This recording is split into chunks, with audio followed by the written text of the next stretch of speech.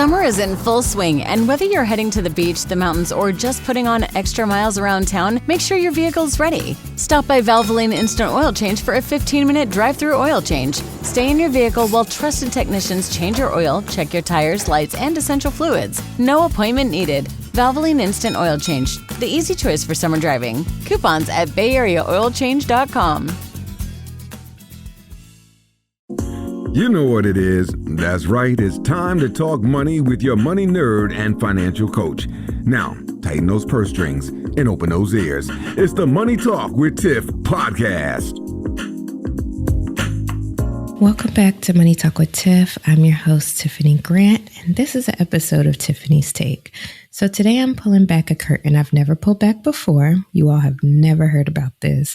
For every guest you hear in this chair, there are episodes that never made it past my hard drive. Sometimes didn't even make it to record. I mean, some weren't good enough. One was a scammer I didn't catch until we were already at recording. As we're recording, I'm like, oh, red flag, red flag.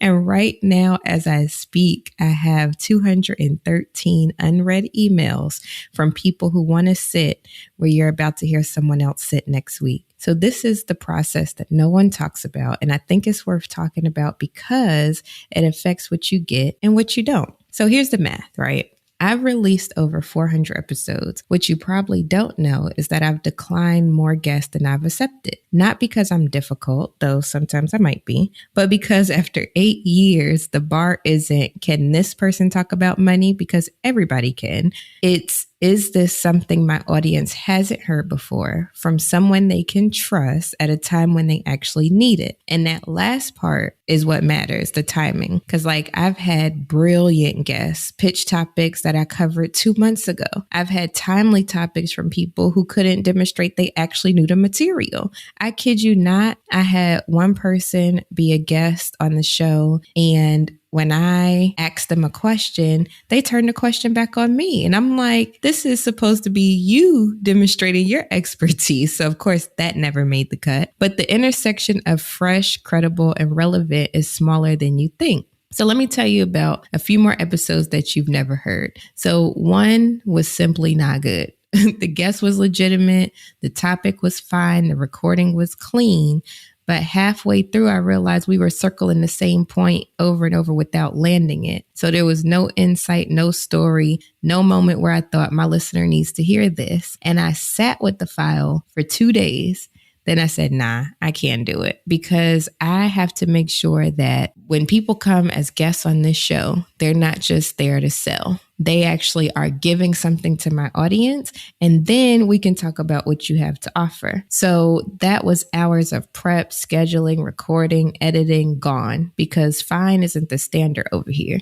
Like I have very, very high standards for my podcast, and not everything will fly.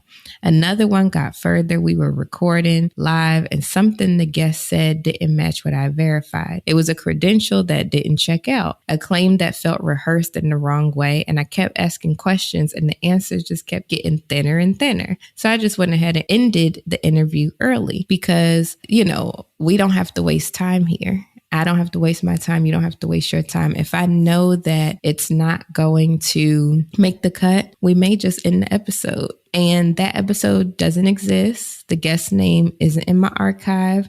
It just disappeared. But I remember the feeling, the moment you realize that the vetting process missed something, and you're grateful that you caught it before you published it. And so, you know, I've even gotten to the point where I recorded a whole episode, had it scheduled and everything. And something said, Tiffany, look up this person again.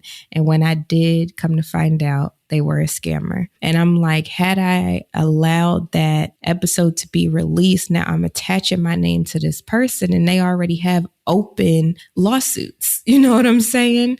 So, you know, sometimes that first pass of the vetting process, maybe something gets missed or whatever, but I try to make extra care when it comes to you, my audience, because at the end of the day, you listen to me because you like me, you trust me, and I never want to betray that trust. So that's also why I wanted to do this. Summer is in full swing, and whether you're heading to the beach, the mountains, or just putting on extra miles around town, make sure your vehicle's ready. Stop by Valvoline Instant Oil Change for a 15-minute drive-through oil change. Stay in your vehicle while trusted technicians change your oil, check your tires, lights, and essential fluids. No appointment needed. Valvoline Instant Oil Change, the easy choice for summer driving. Coupons at bayareaoilchange.com. Episode 2. Then there are also ones that I've caught earlier in the process. So my vetting process did work. So pitches that looked good, but when I search further, maybe there's unverifiable credentials, because let's be real, in the financial industry, anybody can say that they're anything.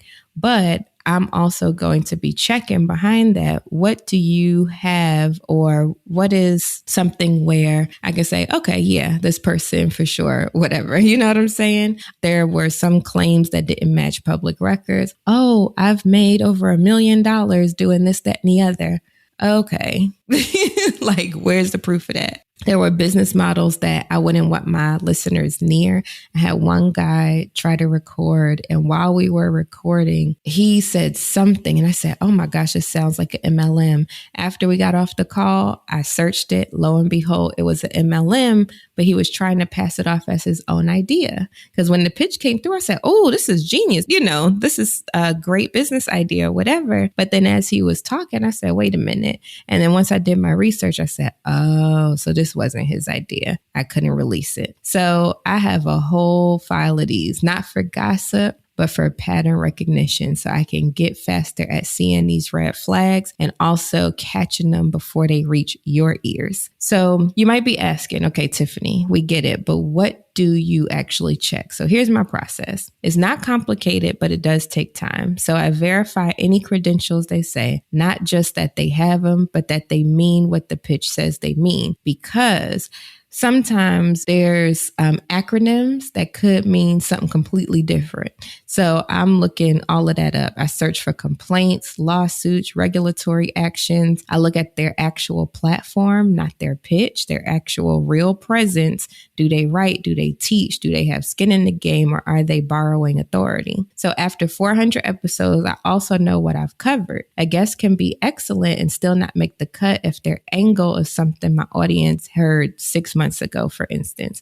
Now, that's not their fault. It's just the reality of a long running show. So what I've been doing is using my podcast wiki, which you can find at podcast.moneytalkwitht.com. And you can go on there and search any topic. You can search any guest.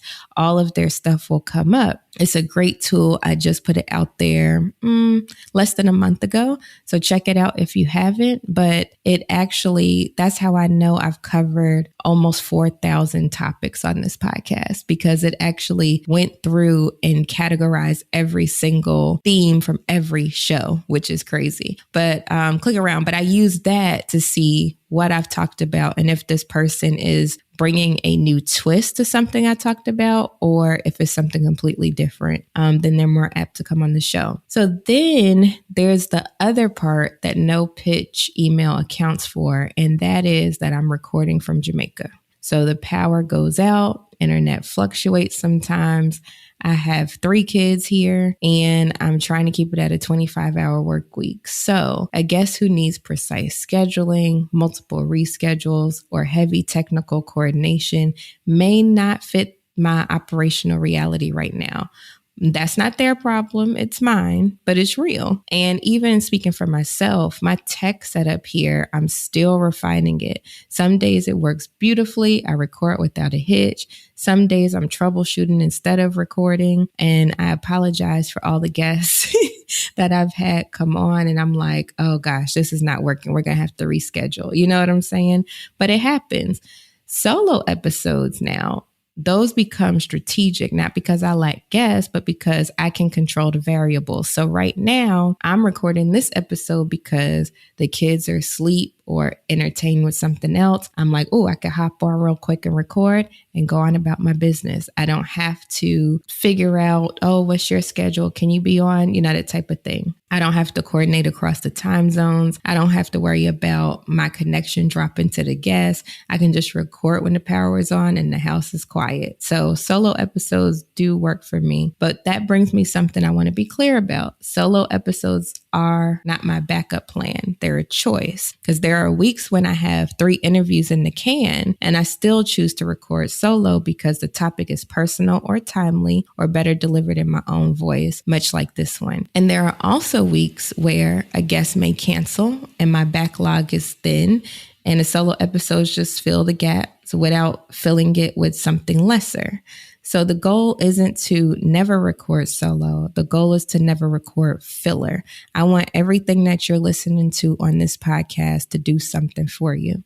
So with all of that being said, I just wanted to be transparent about my process on this end, because there's a lot of stuff that you don't see or hear before these episodes come to you. And if you've ever wondered what goes into this chair before someone sits in it, this is your answer. Hours of vetting, deletions, reschedules, power outages, and a standard that sometimes feels impossible to meet until I remember why I said it. I never want to be the reason why you fall for a scam or you lose money in something. Your standard for what you consume should be just as high. Whether it's this podcast, a newsletter, a course, a book, ask what didn't make the cut. Ask who vetted it. Ask what you're not seeing. And if you want the book that comes from this process, 400 episodes, thousands of hours, and a standard I refuse to lower, make sure you pre-order Money Moves and Mindset Shifts at moneytalkwitht.com/moves. It's coming out September 29th with Wiley and a vault of tools that pass the same vetting that I just described. I made them all myself for that reason. So anyway, until next week, keep managing your money and the information you consume with purpose. Bye. Thank you for listening, joining, and being a part of the Money Talk with Tiff podcast this week. You can check Tiff out every Thursday for a new Money Talk podcast. But if you just can't wait until next week, you can listen to previous podcast episodes at moneytalkwitht.com or follow Tiff on all social media platforms at Money Talk with T.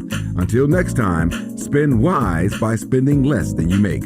A word to the money wise is always sufficient. I built this business the old-fashioned way. Hard work and a whole lot of spreadsheets. Yeah, about that, I upgraded us to Odoo. Odoo puts everything we need, sales, inventory, accounting, on one connected platform. No more juggling systems, no more headaches. So it all works together? Exactly. Odoo is the all-in-one business software that makes running and passing on a business easier than ever. Take your business into the next generation. Try Odoo free at odoo.com. That's ODOO.com.